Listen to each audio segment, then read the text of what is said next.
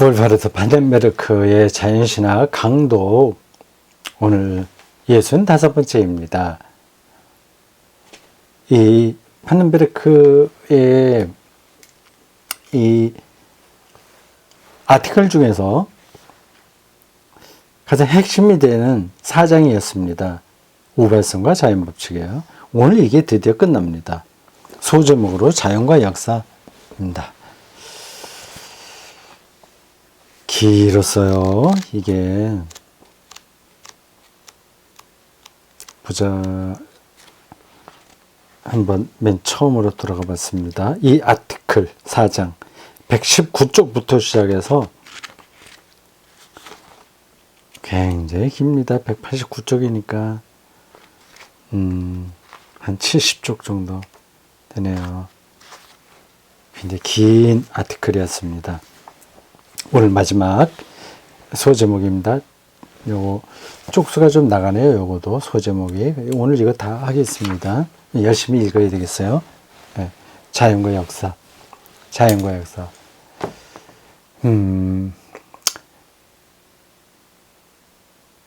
이스라엘 사람들은 구약 성서를 통해서 볼 때 역사적으로 세계를 이해했습니다. 고정된 실체가 아니라 어디를 향해서 움직이는 과정인 거죠. 근데 거기에는 이제 인류의 역사만이 아니라 자연의 역사도 포함되는 겁니다. 그러니까 지금 자연과학이 하는 그 작업도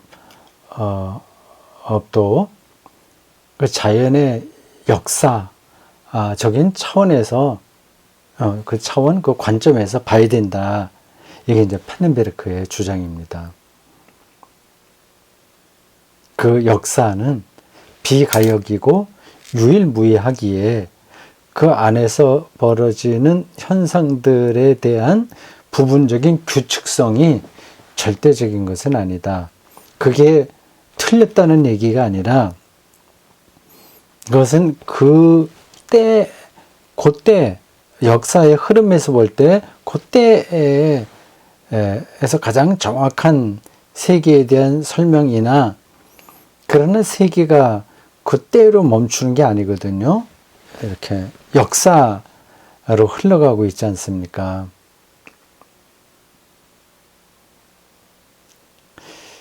뭐 이해하시겠죠? 그게 어떤 뜻인지는. 지금 세계는 민주주의 정치제도를 가장 바람직한 제도로 말하고 있습니다. 현재는 거기 맞아요. 미래도 그렇겠냐? 그렇지는 않습니다. 그러니까 민주주의 혹은 뭐 자유주의 뭐 이런 것들 체제가 그 역사의 흐름 속에서 그 당시에는 맞은 거지만 계속해서 맞는 게 아니니까 또 어떤 새로운 정치제도가 올지 모르는 거죠.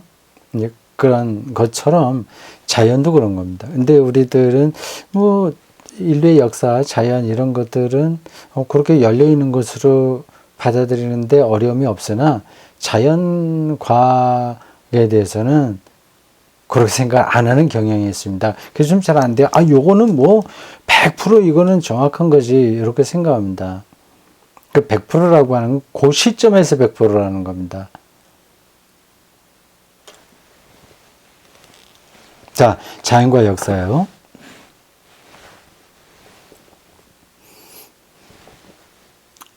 자연 발생 사건들의 연관관계는 무엇보다도 공식적으로 표현된 자연 법칙들을 통해 우리의 시야에 들어오게 된다. 이는 곱씹어 볼 만한 대목이다.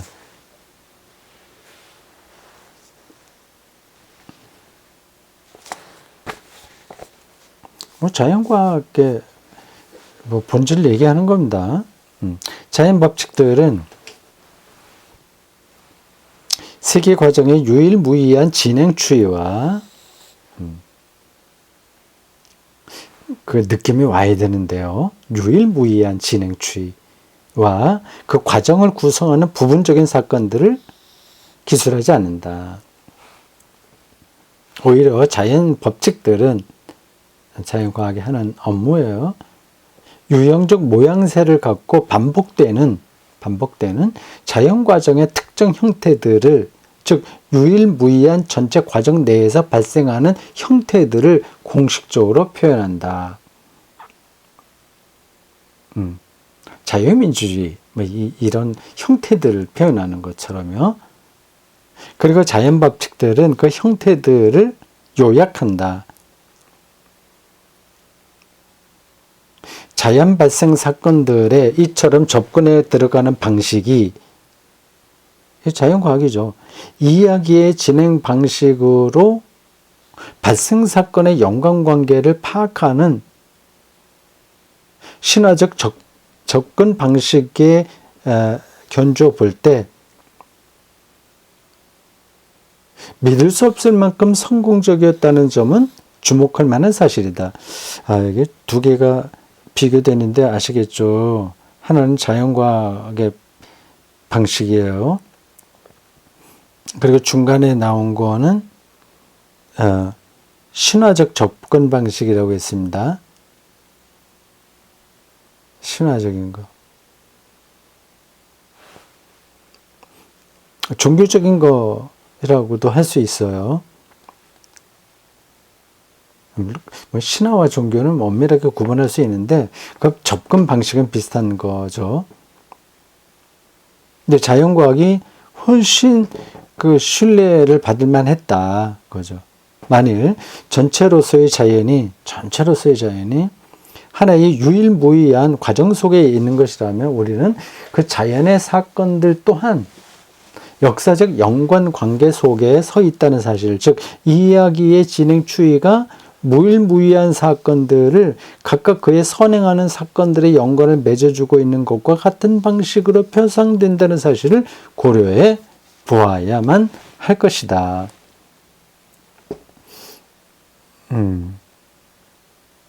이야기의 진행 추이, 이걸 신화적 방식이라고 그랬어요. 그러니까 신화적 이야기 방식이 그렇게 엉뚱한 건 아닙니다. 그의 세계를 이해하는 방식이었거든요. 그러니까 요 문장을 제가 이해하는 바대로 간단하게 얘기하면 자연과학도 신화적이다 그 얘기입니다. 그와 같은 연관 방식으로 전개될 때 선행하는 사건들의 일반적 구조뿐만 아니라 그들의 고유한 특성까지도 그 뒤를 이어 발생하는 사건들의 중요한 영향력을 행사하게 될 것이다.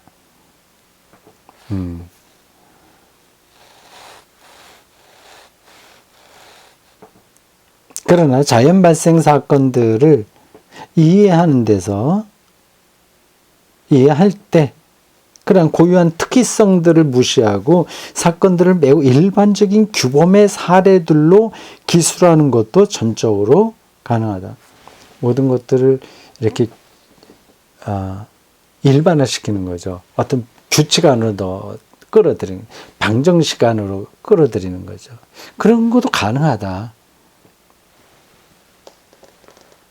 이는 물리학에 의해 기술되는 사건들은 선행 사건들의 개별적인 형태가 아니라 그들의 특정한 보편 구조적 요인들의 소급적으로 보다 더 의존하고 있음을 의미하는 것인가.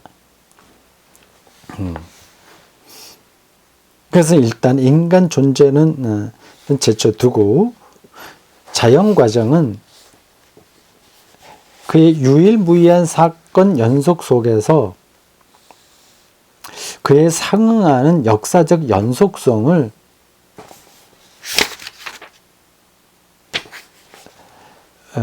획득한 것이 아니라 오히려 자연 사건들이 동일한 형태의 과정 모델들을 만족시켜주는 한에서만 규칙적인 형태를 획득하고 있음을 의미하는 것이다.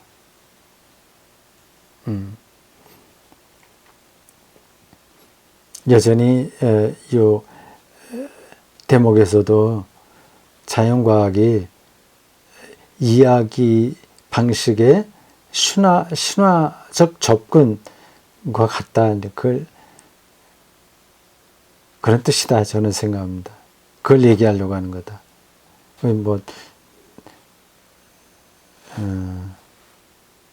결국은 세계를 이해하는 건데, 먼저 일어났던 것, 후에 일어났던 것, 그 선후 관계, 그리고 어느 틀에서 패러다임 속에서 그 만족시켜주는 건 등등등등 좀 어렵게 설명이 되는데,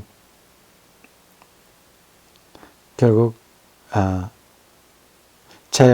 자연도 역사적이다. 역사라고 하는 거는 다 이렇게 연결돼서 새로운 것들이 발생하게 되잖아요.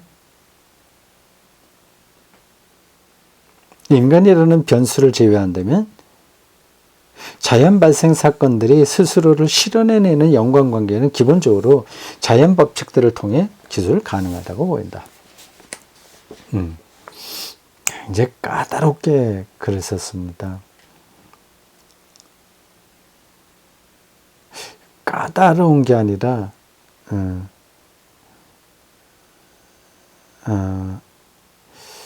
대단히 적당한 말이 나오지 않네요. 함축적인 의미를 담고 글을 썼습니다.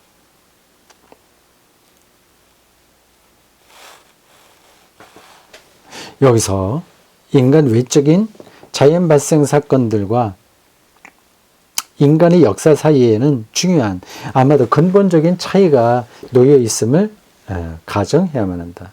왜냐하면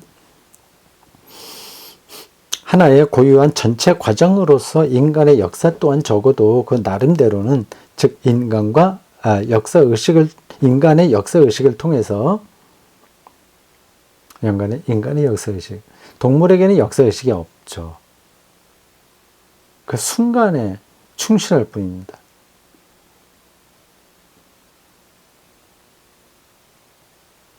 자기 조상들을 생각하지 않죠. 동물도 대보지 않은 상태에서 어떻게 아냐. 그렇게 말하기 시작하면 끝이 없는데, 행태에서 그걸 알 수 있죠. 자기들의 조상을 생각하는 존재자들의 살아가는 행태는 그렇지 않은 사람하고는 다른 거죠. 그렇지 않은 것들하고는 다르죠.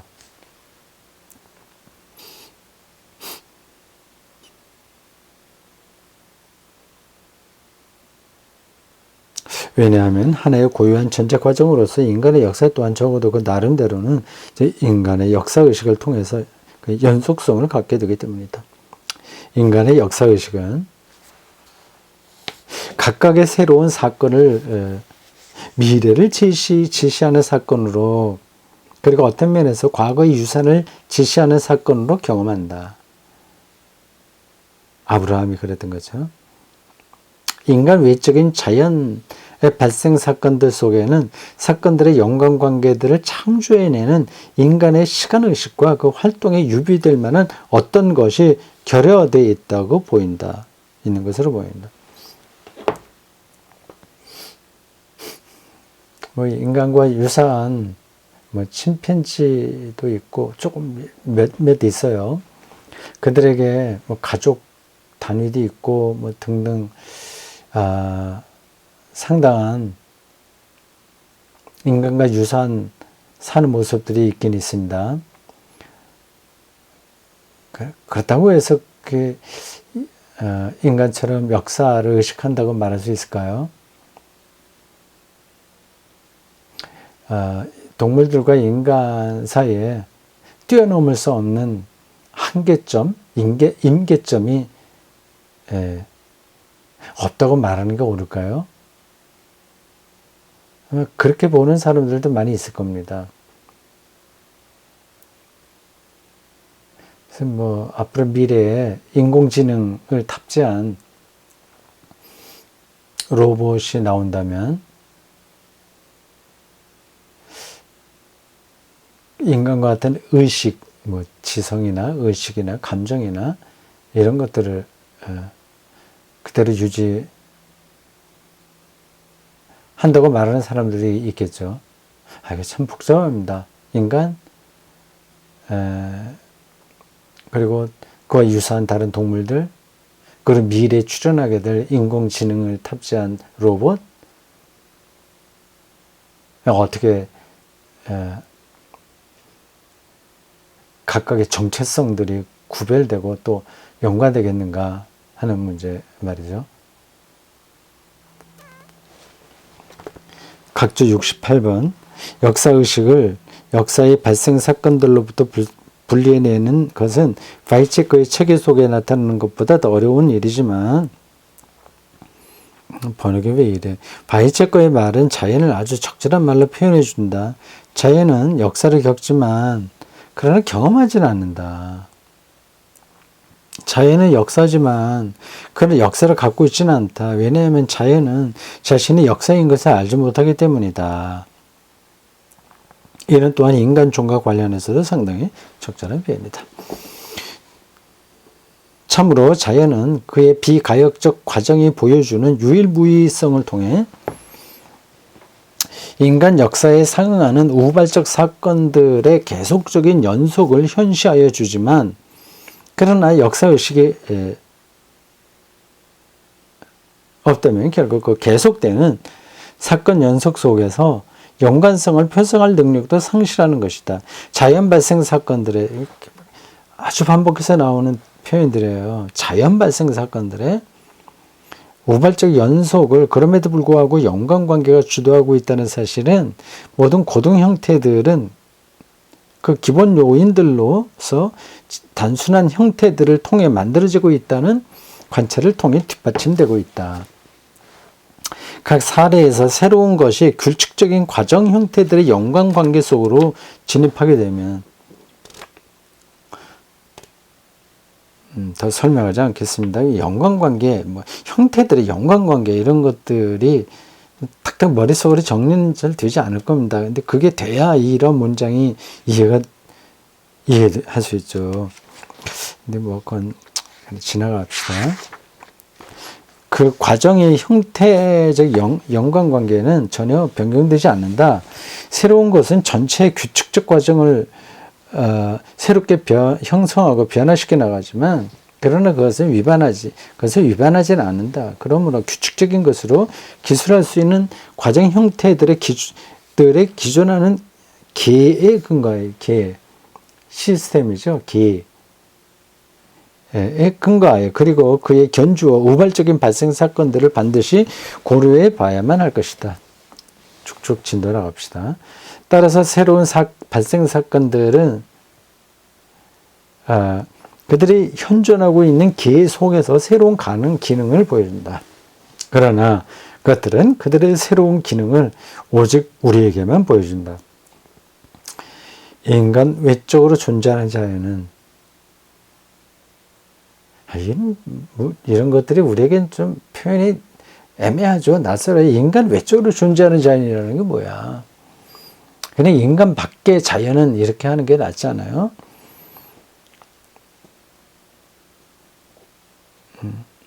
어쨌든 봅시다.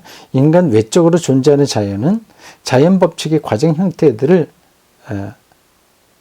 접합해가는 능력 말고는 분명히 인간 의식과 비견하여 선행 사건들을 후발 사건들의 의미를 통해 소급적으로 인식해 나가는 능력을 결여하고 있다.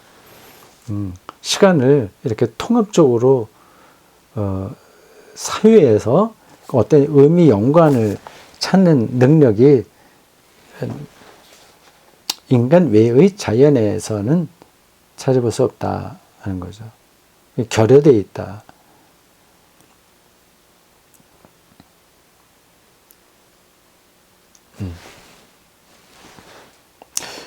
분명 그 우리는 한편으로 개별적으로는 별 중요성을 갖고 있지 않지만 전체 규모의 대량성을 통해서만 계속적인 발생을 확증해주고 있는 자연사건들과 다른 한편으로 인간 존재의 역사성과 개별성, 존재의 역사성, 전체 인간, 역사, 그리고 개개인, 개별성 사이에 존재하는 중간적 단계들을 포함하는 전체 연속을 가정해야만 한다. 중간적 단계? 너무 까다롭네요. 전체 인류. 그러니까 지금 현재 사는 인류만이 아니라 과거에 있었던 미래까지 포함한 전체와 각 개별 인간, 그러니까 중간 단계를 포함하는 전체 연속. 참 복잡하네. 그것까지 생각하고 살란 얘기야. 저 물리학에서 양자, 중력까지 나가고 있으니까 우리 일상에서는 별로 실감하지 못하는 그런 차원까지 생각해야 되겠죠.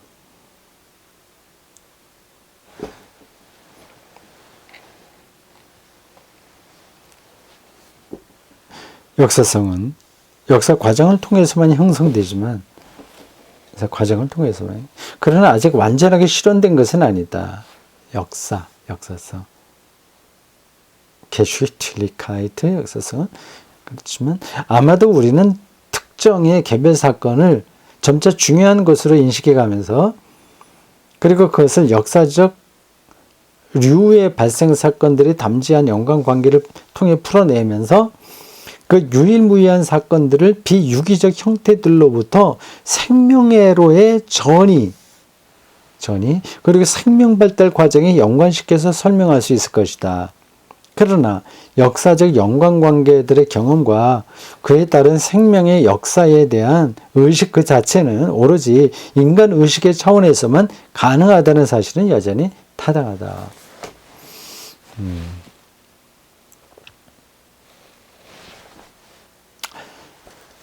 자, 어쨌든 이렇게 너무 전문적이고 우리가 생각하지 않았던 부분들까지 언급이 되고 있어서 좀 소화가 안 되는 듯한 느낌이 드는 내용들이지만 분명한 것은 이 자연을 역사로 보자는 겁니다. 하나의 고정된 실체가 아니라 역사예요. 그 전체와 개별 사이의 관계 이런 것들이 언급되는 이유가 바로 거기에 있는 겁니다. 역사라고 해서 개별이 또 의미 없는 게 아니잖아요.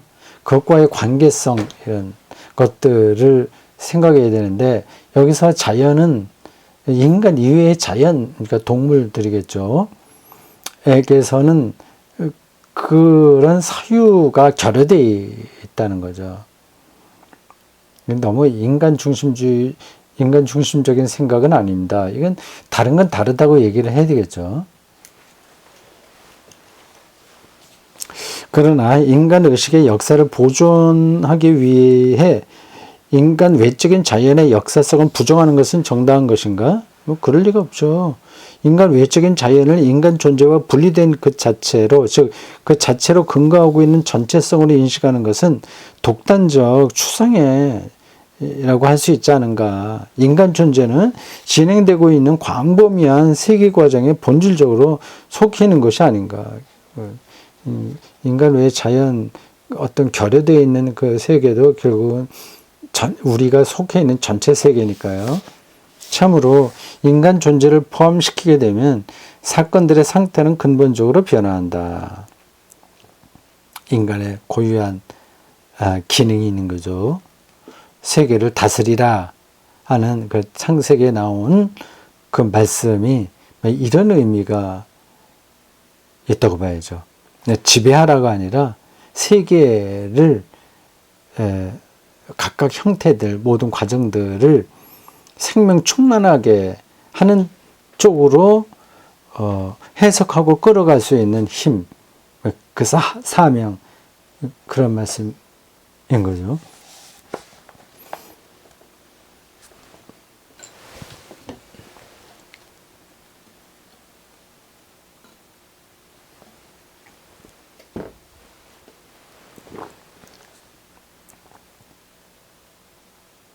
오직 인간 존재의 발생과 더불어 특이한 형태입니다. 인간이 분명히 아주 독보적이죠. 그래서 성경은 하나님의 영으로 지음받았다, 하나님의 형상이다, 뭐 그렇게 얘기하죠. 자연이 인간의 의식에 전용됨으로써만 전체로서의 세계과정은, 전체 중요한 거예요. 유일무이성, 비가역성, 전체성, 이런 것들이 판넨베르크가 이 자연신학을 말하는데 핵심적인 개념으로 작용합니다.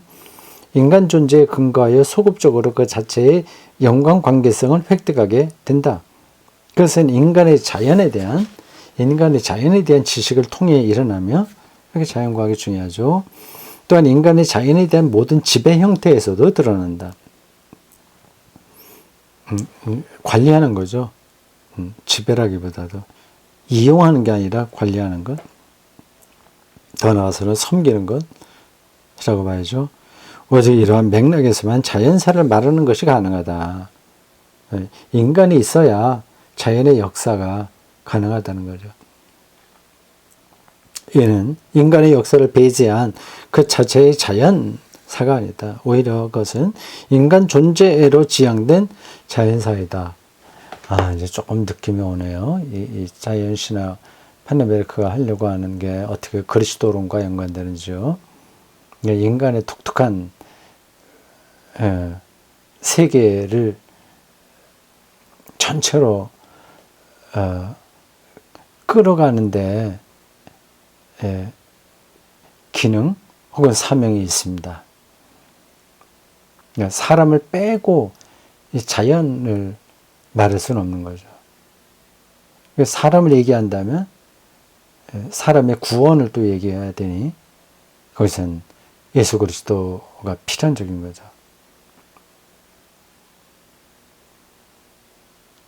그렇게 연관되는 것으로 느껴집니다.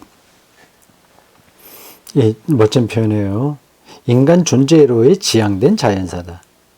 세계 과정의 형태 연속이 지닌 연관관계는 쭉 이제 가고 있잖아요. 세계가. 연관관계는 그의 목적을 통해서만, 즉 인간의 관점으로부터 소급적으로 조망할 때에만 역사적 연관관계로 논술될 수 있다고 하는 사실은, 즉 곧 역사적 연관관계들 자체는 말하자면 목적으로부터 구성될 수 있다는 사실을 보여줄 뿐이다. 좋아요. 설명하지 않아도 되겠죠. 무슨 뜻인지는 뭐 전달이 됩니다.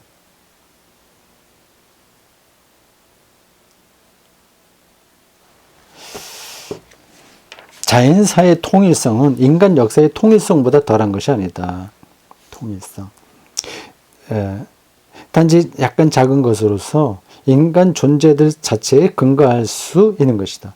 자연의 역사는 본래적으로 종교적 개념으로서 그것이 인간 역사로 전용되듯이 자연의 역사, 인간 역사에서 그게 이제 해석된다는 거죠. 그렇게 쉽사리 세속화해로 전용되지 않는다. 왜냐하면 개별 인간 주체가 그러하듯 그렇게 쉽사리 인간은 발생 사건들의 통일성을 창조해내는 주체로 간주될 수 없기 때문이다. 인간 종교의 역사, 인간의 종교 역사에 이스라엘 단계에서 달성되었듯이 역사는 신적 실제의 경험에 근거해서 역사인 역사.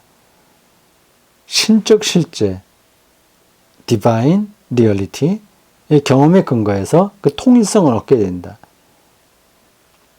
하나님은 각각의 새로운 사건들이 그의 선행하는 사건들을 조명하고 그의 역사적 연관관계를 창조하도록 만든다. 이렇게 뭐 하나님이 만든다 이렇게 하면 자연과학자들은 그거는 신화적이고 그 독단적이지 이렇게 얘기하는데, 이 하나님은 그런 차원에서 말하는 게 아닙니다. 자연과학이 말하는 리얼리티가 곧 여기서 말하는 하나님인 거예요. 그러니까 이게 종교적 언어로에 있어서 기독교인도 오해하고 밖에 있는 자연과학자들도 오해하고 있습니다. 인간 존재는 역사회로에 하나님의 적극적인 개입이 이루어지기 전에 이미 그 역사적 연관관계를 의식한다. 분명히 우리 인간 존재들이 우리의 현재 상황을 자연사의 빛에서 이미 주어진 사건으로 간주하는 것은 타당하며 서로 우리가 스스로 역사의 경로를 재구성해 내야만 한다고 하더라도 여전히 타당하다. 이 역사의 경로는 오직 하나님을 전제할 때만 그 통일성을 정당하게 확보해낼 수 있다. 그래서 이 하나님을 전제할 때의 이 하나님을 얼티메이트 리얼리티로 바꿔서 읽어보세요. 그럼 뭐 그렇게 이상하지 않을 겁니다. 왜냐하면 하나님은 우발적 형태 연속이 인간 존재를 지향해서 나아가도록 정하였고, 그래서 그 연속은 발생 사건들의 연관관계를 소급하여 조망할 때에만 의미 있게 파악할 수 있기 때문이다. 따라서 우발적인 형태의 연속은 우발적인 형태가 그치지 않잖아요. 새롭게 나오잖아요. 이 세계 자연 우주가 신비하다는 거 아닙니까? 그건 물리학자도 그렇게 얘기하는 거고요. 가까이 가는데 늘 테두리 중심으로 못 들어가고 경계선에서 인간은 바라볼 정도로 이 신비로잖아요. 거기서 이제 인간의 특별한 역할이 있는 겁니다. 우발적 것들이 계속 나타나는 거죠. 네. 인간의 역할은 그 앞에서 나온 건데 갑자기 제가 말을 하다가 그 흐름을 놓쳐서 말했는데 그게 아니라 우발적 형태 연속이 그 세계의 신비에서 그치지 않는 사건이다. 그 뜻입니다. 그 연속은 우발성의 연속은 곧 인간의 인식과 활동에 의해 형성되고 완성된다고 할 수 있다.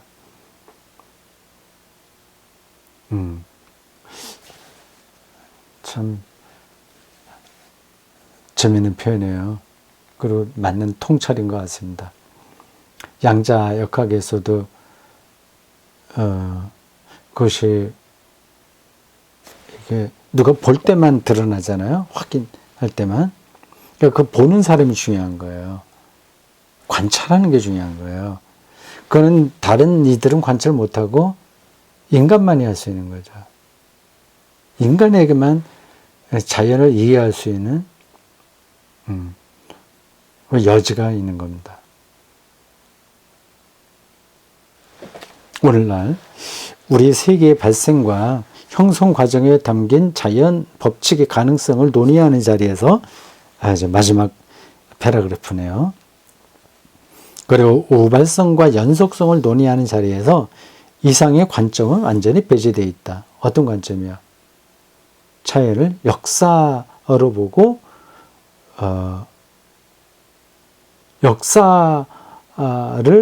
역사로 드러낼 수 있는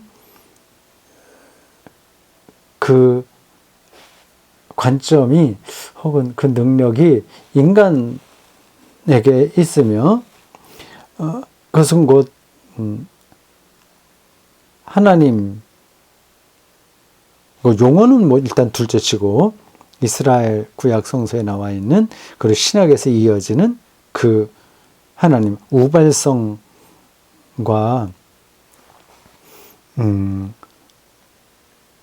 이 세계를 역사로 끌어가시는 그 분이라고 하는 사실, 그런 관점이 배제되어 있는 거죠. 하지만 그 논의들은 보다 더 명확하게 검토될 필요가 있고 보다 차별화된 응용과 전개를 필요로 한다. 이게 뭐 간단한 문제가 아니라 뭐 여러 가지로 복잡하게 전개된다는 뜻이에요. 기본적으로 신학의 주제들과 자연과학이 기술하고 있는 실제는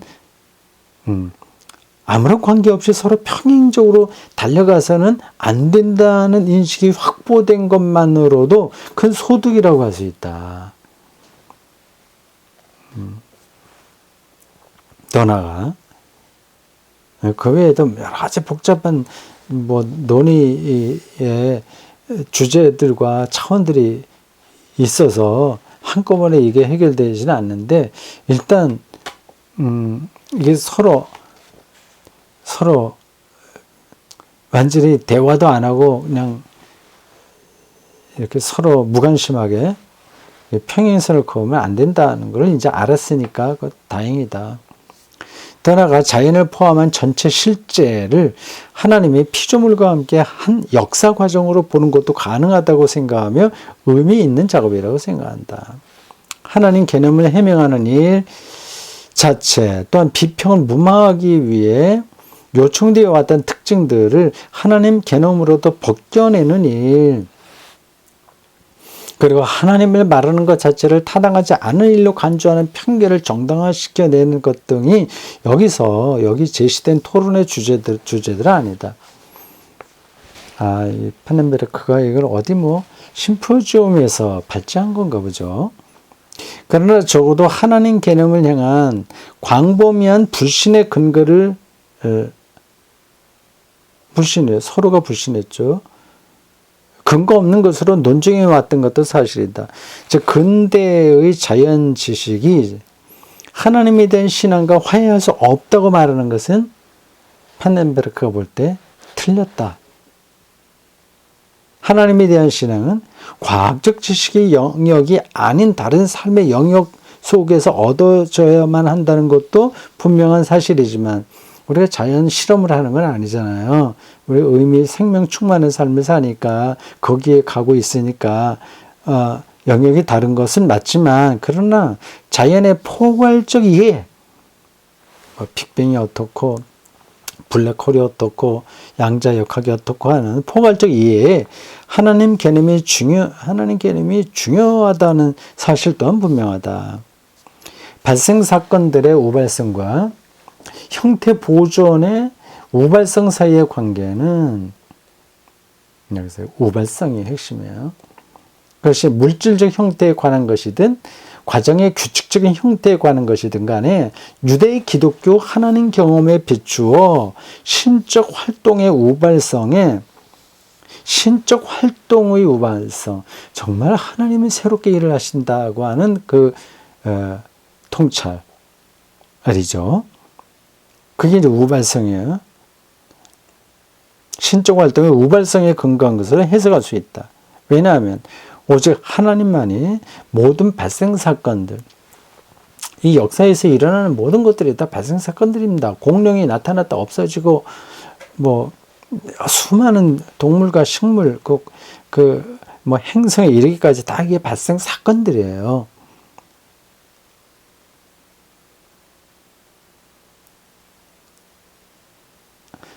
우발적 연속 속에서 언제나 동일하게 남아있기 때문이다.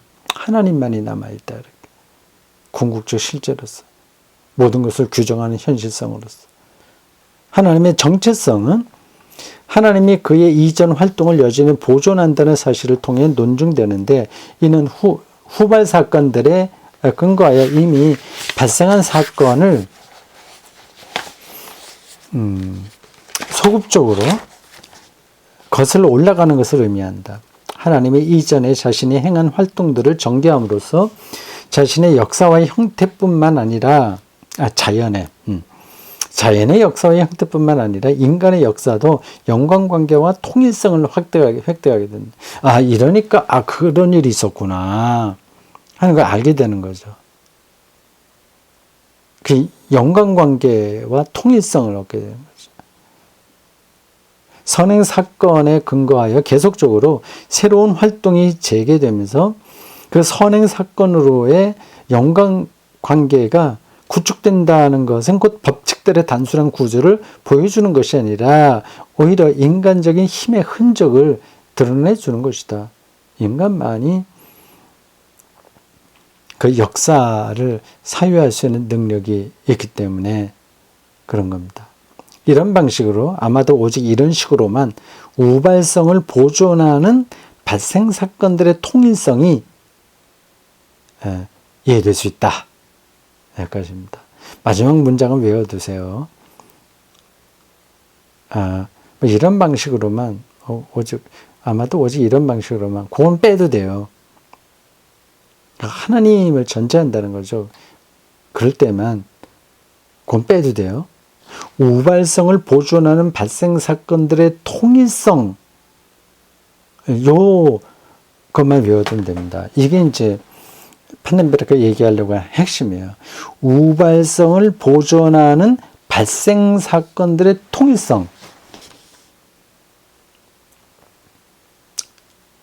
이 문장은 아니죠. 이거 제가 앞에 거는 빼라고 그랬으니까. 이 표현이 판덴베르크 자연신학의 키워드라고 할 수 있습니다. 이 핵심이에요. 이 제목도 그렇지 않습니까? 우발성과 자연법칙. 우발성을 보존하는 발생 사건들의 통일성을 하나님 신앙에서 찾는다는 거죠.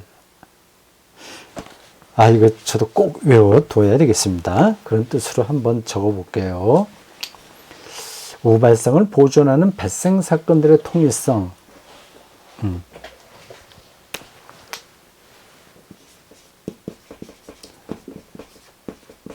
우발성을 맞죠? 보존하는 발생 사건들의 통일성. 글씨가 개발세발이네. 이렇게요. 우발성을 보존하는, 요게 하나고, 발생 사건들의 통일성. 모든 사건들, 지구와 우주에서 벌어지는 모든 사건들 통일성. 이게 그러니까 물리학에서도 원하는 게 통일적 이론 아니에요. 모든 물질을 다 하나의 원리로 담아낼 수 있는 게 뭐냐를 찾으려고 하는 건데 아직 못 찾았죠.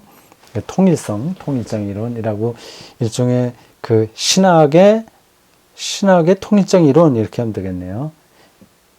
근데 이걸 이제 해명해 나가는 게 자연신학의 과업입니다. 제가 꼭 외워둬야 되겠습니다. 우발성을 보존하는 발생 사건들의 통일성. 저 외운 것 같아요. 우발성을 보존하는 발생 사건들의 통일성. 아주 멋진 표현입니다. 자, 오늘 여기까지 하겠습니다. 수고했습니다.